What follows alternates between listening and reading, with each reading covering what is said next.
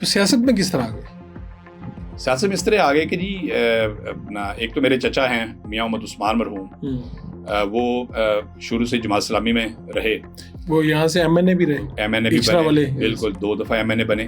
اب ان کا بیٹا تحریک انصاف میں، جی بالکل، وہ میاں اکرم، جی تحریک اسلام انصاف کے اندر وہ فیملی ہے، بھائی ہیں ہمارے۔ تو بات یہ ہے کہ وہ ایک تو ان کا تو ایک سیاست میں اس علاقے کے اندر ایک بڑا تعلق تھا، اور چونکہ ہمارا آبائی علاقہ بھی تھا، تو میں جب گورنمنٹ کالج میں گیا تو میرے ذہن میں بھی ایک چیز تھی کہ ہمیں کوئی نہ کوئی یعنی عملی سیاست کے اندر آنا چاہیے۔ تو وہیں پر میں نے اسلامی جمعیت طلبہ کے اندر شمولیت اختیار کر کے تو 4-5 سال میں ان کے ساتھ رہا وہاں پہ نا جی۔ تو اسی طرح جب میں سوئٹزرلینڈ سے واپس آیا تعلیم حاصل کر کے، تو پھر اب میرے سامنے یہ تھا کہ میں نے کس جماعت کو جوائن کرنا ہے پریکٹیکل پالیٹکس کے لیے۔ بڑا مشکل کام تھا۔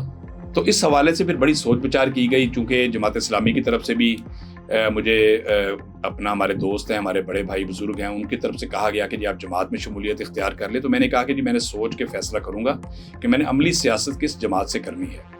تو بہرحال جب میں نے فیصلہ کیا تو فیصلہ یہی ہوا کہ عملی سیاست جو ہے میں پاکستان مسلم لیگ نون کے پلیٹ فارم سے کروں گا۔ تو 1995 کے اندر جی پھر میں نے پاکستان مسلم لیگ نون میں شمولیت اختیار کی الحمدللہ، اور آج تک اسی پہ قائم۔ تو کس طرح سے شمولیت ہوئی تھی؟ یعنی کن کے پاس گئے تھے، یا کوئی کارکن سے آپ سٹارٹ ہوئے، یا کیا تھا؟ نہیں، ہم اس وقت کیا ماحول تھا؟ چودھری اختر رسول صاحب لاہور کے صدر تھے اس وقت، اور پرویز رشید صاحب آپ کے علم میں جنرل سیکرٹری ہوتے تھے لاہور کے۔ تو چودھری اختر رسول صاحب سے ہمارا ایک بڑا پرانا ایک بڑا اچھا تعلق تھا، ملنا جلنا تھا۔ وہ بھی سمنا آباد کے؟ جی بالکل، وہیں سے ایم پی اے تھے نا جی، اچھرا سے اور سمنا آباد سے ایم پی اے تھے۔ تو جو اختر رسول صاحب کو ہم نے جب ذکر کیا تو انہوں نے کہا جی بالکل، وہ پھر ایک تقریب منعقد ہوئی باقاعدہ، اور اس سمنا آباد کے اندر ایک تقریب منعقد ہوئی، اور کے صدر اور سیکرٹری، جی بالکل وہاں پہ ہم نے اس کو ایز اے ورکر شمولیت کا اعلان کر دیا۔ تو پھر آپ نے شمولیت کر لی، تو 4 سال بعد ہی تو ڈنڈے پڑنا شروع ہو گئے تھے؟ پھر آپ ڈنڈے تو تھوڑے دن بعد ہی پڑھنے شروع ہو گئے۔ 95 جب آپ نے شمولیت اختیار کی، تحریک نجات آ گئی۔ ہاں ٹھیک ہے۔ تو تحریک نجات کے اندر دوڑیں لگیں، اور ایک حد تک ہم نے حصہ لیا، لیکن چونکہ ہماری ابھی نئی شمولیت ہوئی تھی تو ابھی پولیس کے ریکارڈ میں ہمارا ذکر نہیں تھا، تو اس لیے بچ بچا ہو گیا۔ تو پھر سٹارٹ کب ہوا کام؟ یہ 99 میں جب میاں نواز شریف صاحب کو ایگزائل اپنا جو کو ہوا، اور یہ مشرف صاحب کی حکومت آ گئی، ٹیک اوور کر لیا انہوں نے، اور تو اس کے بعد سے پھر ہم پراپرلی ایک مین سٹریم پالیٹکس کے اندر ہمیں آنے کا موقع ملا۔ اور یہ دیکھیں پارٹیز کے اندر جب مشکل دور ہوتا ہے تب آپ کو آپ اگر محنت کرتے ہیں اور آپ کے اندر جرت اور حوصلہ ہوتا ہے تو پھر آپ کو اللہ تعالیٰ کی ذات موقع بھی دے دیتی ہے۔ یہ سب یہ تاثر کس حد تک درست ہے کہ اس وقت جو بڑے پرومیننٹ لوگ تھے وہ اپنے آپ کو انہوں نے چھپا لیا، اس طرح سے سامنے نہیں آئے؟ مجھے جاوید ہاشمی صاحب اور اس طرح کے دیگر لوگوں سے ملنے کا موقع ملا، وہ تو بڑے شکوے کرتے ہیں، وہ کہتے ہیں آج بہت سے لوگ پرومیننٹ ہیں، تو اس وقت آپ تو نوجوان ہوں گے پارٹی میں۔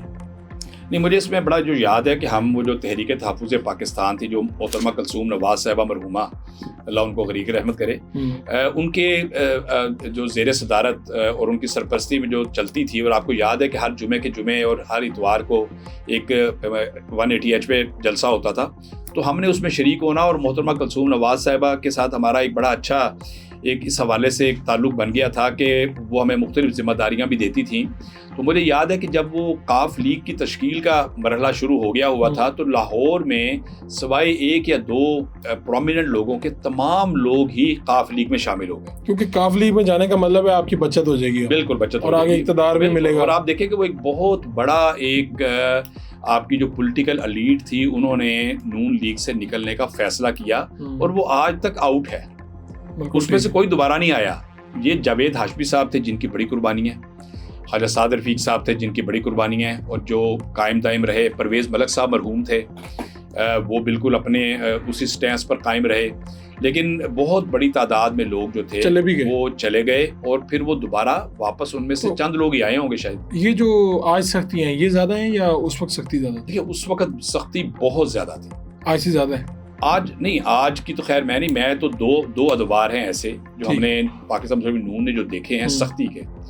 ایک جو 99 سے آنورڈ جو معاملات جب کاف لیگ کی تشکیل کی گئی، اور دوسرا جو عمران نیازی صاحب کے دور کے اندر جو نیب کے ذریعے سے وکٹمائز کیا گیا، یعنی 18 سے پہلے اور بعد میں 2018 سے آنورڈ آپ دیکھ لیں کہ جو ان کا پورا جو 3 سے 4 سالہ دور ہے کہ جس کے اندر جیلیں بشمول میرے جو جیلیں کاٹی گئیں، اور بلا وجہ یعنی کوئی کیس بنتا نہیں تھا، اور کیسز بنائے گئے، نیب کو کہا گیا کہ جناب آپ نے وکٹمائز کرنا ہے. پھر اس کے اندر ضمانت کا کوئی قانون نہیں تھا. پھر آپ کو ہائی کورٹس کے اندر کانسٹیٹیوشنل پٹیشن آپ کو دائر کرنی پڑتی تھی اپنی رہائی کے لیے, اور ہائی کورٹ کو کہہ دیا گیا کہ جناب آپ نے بیلز نہیں دینی. تو بہت سارے اس طرح کے معاملات اس وقت ہوئے. اور ایک وہ دور تھا جو مشرف صاحب والا, وہ بھی ایک انتہائی مشکل ترین دور تھا کہ جس کے اندر جن جن لوگوں نے ریزسٹ کیا اور جس انداز کے اندر ان پر تشدد کیے گئے, ان کو جیلوں میں ڈالا گیا. اس زمانے کے اندر بھی میں نے جیل کاٹی. نہیں, لیکن ایسا ہوا کہ گھر نہیں رہنا,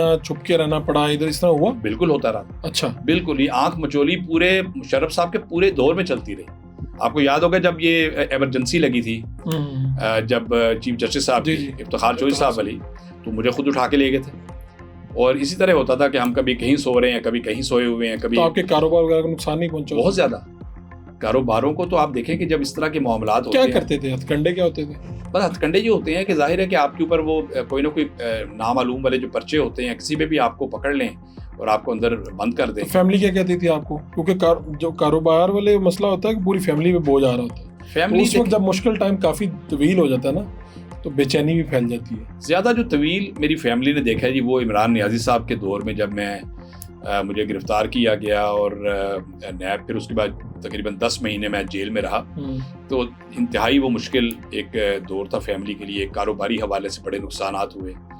اور کوئی آفر ہوئی کہ اس میں سے نکل جا سکتے ہیں ہم؟ نہیں, میں اس طرح کی کوئی آفر مجھے کوئی فزیکلی پریکٹیکلی یا کوئی مجھے کہا گیا ہو کہ جناب آپ کوئی بیان دے دیں, اس طرح کی کوئی ایسی نہیں ہوئی. ٹھیک. تو فیملی اس وقت کیا کہتی تھی آپ کی؟